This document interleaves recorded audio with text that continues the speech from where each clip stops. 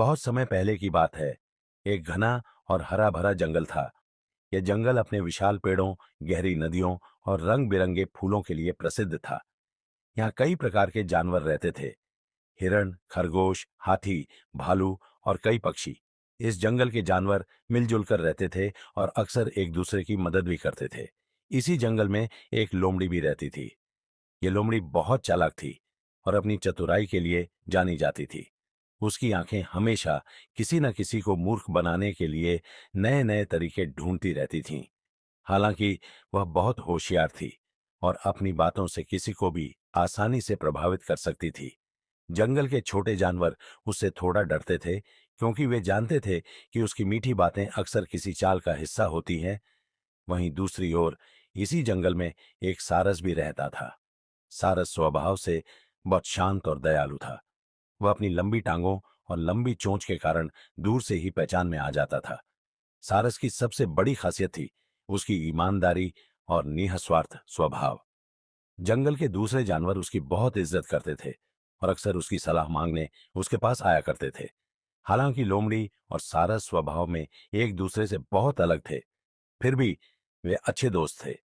दोनों अक्सर नदी के किनारे बैठकर घंटों बातें किया करते थे। लोमड़ी अपनी मजाकिया कहानियां सुनाती और सारस उसकी बातों पर ठहाके लगाता।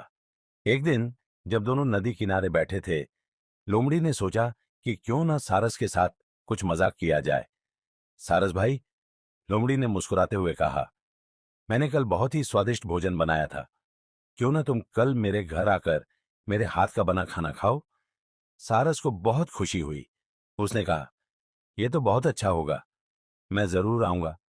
सारस को पता नहीं था कि लोमड़ी के मन में कुछ और ही चल रहा था। अगले दिन सारस तैयार होकर लोमड़ी के घर पहुंच गया। लोमड़ी पहले से ही सूप बना चुकी थी, जिसकी सुगंध पूरे घर में फैल रही थी।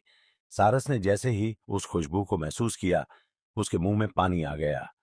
आओ आओ सारस भाई, लोमड़ी ने मुस्कुराते हुए कहा, तुम्हारा बहुत इंतजार था। देखो, मैंने खास तुम्हारे लिए स्वादिष्ट सूप बनाया है। सारस बहुत खुश हुआ। उसे लगा कि लोमड़ी सच में उसकी दोस्ती का सम्मान कर रही है। लोमड़ी ने सारस को खाने के लिए एक चौड़ी और सपाट थाली में सूप परोस दिया। खुद के लिए भी उसने वैसी ही थाली में सूप रखा।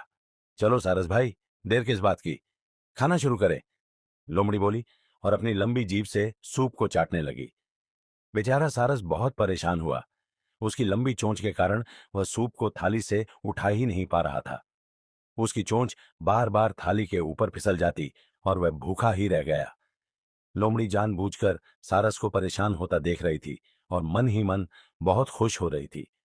अरे सारस भाई, तुम खाना क्यों नहीं खा रहे, लोमड़ी ने बनावटी चिंता दिखाते हुए कहा। सारस समझ गया कि लोमड़ी उसके साथ मजाक कर रही है। वह उदास मन से बोला, कुछ नहीं, बस भूख कम है। थोड़ी देर बाद सारस वहां से चला गया।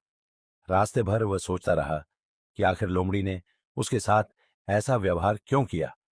अगले दिन सारस ने निश्चय किया कि वह लोमड़ी को उसकी चालाकी का मजा चखाएगा। लोमड़ी बहन, कल तुम मेरे घर भोजन पर आना। मैंने खास तुम्हारे लिए स्वादिष्ट भोजन तैयार करने की योजना बनाई है, सारस ने मुस्कुराते हुए कहा। लोमड़ी को लगा कि अब उसे एक शानदार दावत मिलेगी, इसलिए उसने खुशी खुशी निमंत्रण स्वीकार कर लिया। अगले दिन लोमड़ी सारस के घर पहुंची। सारस ने बहुत ही स्वादिष्ट सूप बनाया था, जिसकी सुगंध दूर दूर तक फैल रही थी। लोमड़ी ने सोचा कि आज वह भरपेट खाएगी, लेकिन जब सारस ने खाना परोसा तो लोमड़ी हैरान रह गई। सूप एक लंबी गर्दन वाली सुराही में डाला गया था, जिसकी मुंह की चौड़ाई बहुत ही छोटी थी।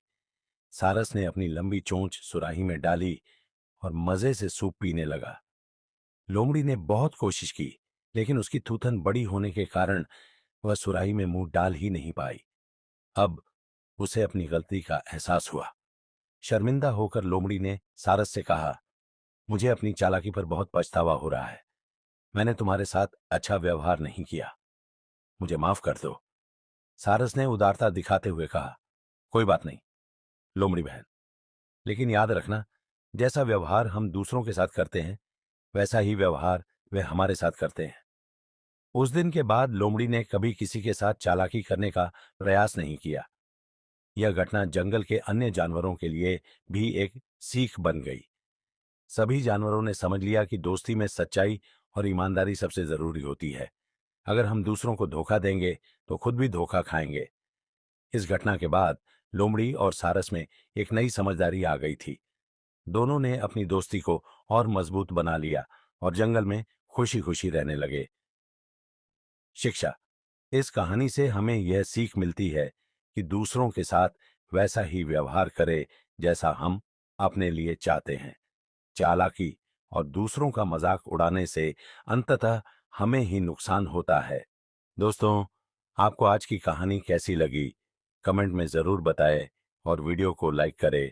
चैनल पर नए हैं तो चैनल को सब्सक्राइब करें ताकि ऐसी मजेदार कहानियां आपको मिलती रहे। Thank you.